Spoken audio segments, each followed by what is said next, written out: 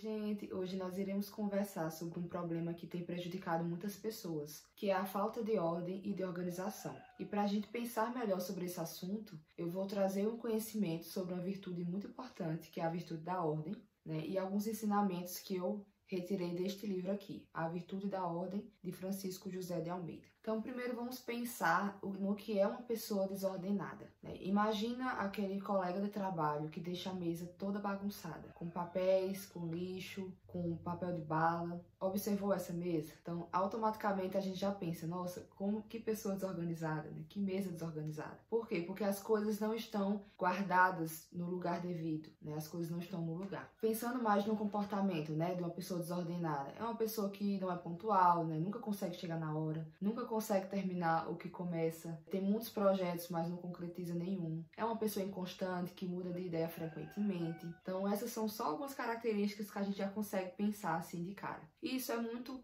ruim, tanto para as pessoas que convivem, quanto para a própria pessoa. Por quê? Porque ela deve se sentir constantemente frustrada por planejar, por sonhar, por começar coisas, começar projetos e não conseguir concluí-los. Então, essa virtude, a virtude da ordem, ela veio justamente para isso. Vocês sabem que virtude é um hábito. Então, a gente começa a treinar, a praticar, até que isso se torne um hábito. E a virtude da ordem é justamente a necessidade da gente hierarquizar os nossos deveres, hierarquizar nossas tarefas. Vocês devem se perguntar, nossa, mas tem tanta coisa para fazer que 24 horas não dá tempo. 24 horas não é o suficiente. Mas ao mesmo tempo, vocês devem conhecer pessoas, né, que vocês admiram, que fazem muitas coisas em 24 horas. Às vezes a gente até se pergunta, como consegue? Então aqui está a chave, né? Não é milagre, não é nada nesse sentido, né? É mais uma questão de administração e saber hierarquizar as prioridades. Então, nesse livro, o autor ele dá uma noção muito interessante das áreas da nossa vida que a gente precisa ordenar, né? Ele usa o exemplo dos 5 dedos da nossa mão.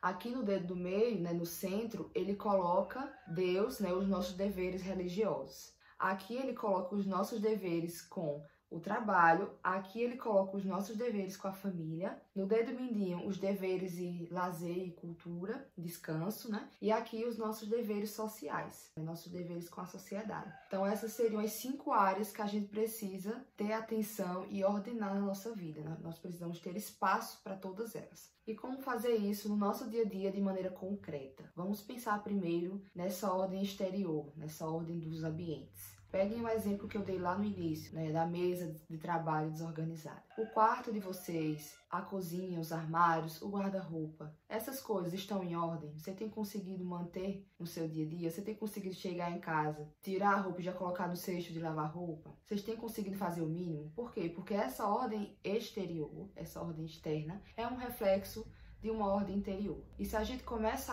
a modificar e a atuar o nosso exterior, os ambientes que a gente frequenta, consequentemente estaremos trazendo isso também para o nosso interior. Então, primeiro, né, começar com essa questão material, observe a realidade, né, observe o mundo. Vocês vão perceber que existe uma certa ordem. Na própria natureza, nas 4 estações, existe uma certa ordem no mundo.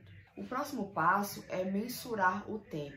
Vocês precisam planejar o dia e ter noção do tempo que vocês vão levar e gastar para fazer cada atividade.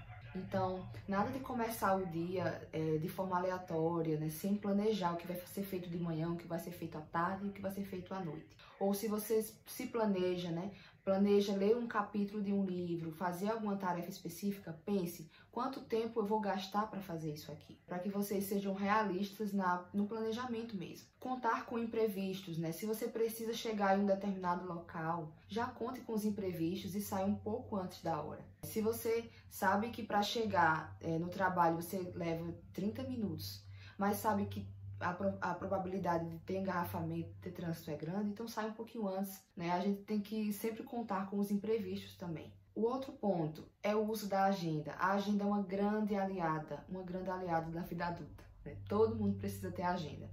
Então, tanto a agenda física quanto uma agenda digital, todos os dias anote seus compromissos, né? Coloque ali o que é que você planeja fazer e o horário que você vai fazer aquilo. Tem pessoas que têm muita dificuldade de fazer uma coisa só, de fazer aquilo que precisa ser feito no momento. Então, por exemplo, se você precisa ler o capítulo de um livro, para fazer um fichamento, para fazer um trabalho acadêmico, seja lá o que for, né, você precisa sentar e ler aquele capítulo, né, da forma que você planejou, sem interrupções. Se você fica interrompendo para fazer outras coisas, interrompendo voluntariamente, né, para mexer no celular, para ver notificações, quando você voltar, você vai precisar recuperar o fio da meada e nisso você já vai perder tempo. Isso demanda uma energia mental também, de concentração. Então, é muito importante que vocês consigam estar nas tarefas, né? Já dizia São José Maria Escrivá, faz o que deves e está no que fazes. Então, a ordem também passa por isso, né? Por mais que a gente tenha muitas coisas a fazer, a gente precisa priorizar o nosso dever e o nosso compromisso daquele momento. No momento seguinte, a gente faz a outra coisa que precisa ser feita, mas cada momento deve ser dedicado, né? O momento presente deve ser dedicado a o que a gente precisa fazer, de mais urgente, de mais necessário. Então isso é muito importante porque nem tudo é urgente e precisa ser feito naquela hora, né? Você tá lá fazendo uma atividade e lembra, Neita, eu tenho que pesquisar o preço de um sapato que eu vi não sei onde, vou aqui no site de uma loja online. Não, isso pode ser feito depois. Ou então, se você lembra que precisa fazer alguma coisa, vai lá e anota, né? Anota no post-it, anota na agenda, para que você não fique interrompendo aquela atividade que você começou. Então, entenda que é primordial hierarquizar e ter essa percepção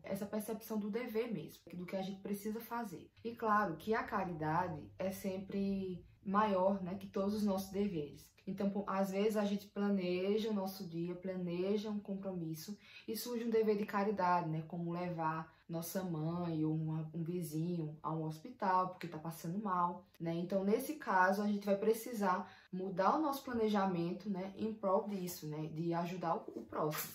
Mas essa situação é excepcional, né? Faça um balanço no fim do dia e se pergunte: onde foi que eu perdi tempo hoje? De nada adianta você ter projetos, ter um bom planejamento, se você não estiver disposto a executar com prontidão. Se você não tiver um senso de compromisso. Esse senso de compromisso surge quando a gente entende, reconhece o valor da nossa vida e o valor do nosso tempo. Quando a gente entende que nossas ações, nossos deveres, por menores que sejam, por mais simples que sejam, impactam a vida do outro. Então é isso, vamos viver com essa percepção, né, esse senso de compromisso, de responsabilidade, cumprindo nossos deveres, heróicos ou não, todos os dias, da melhor maneira que nós conseguirmos. Até o próximo vídeo.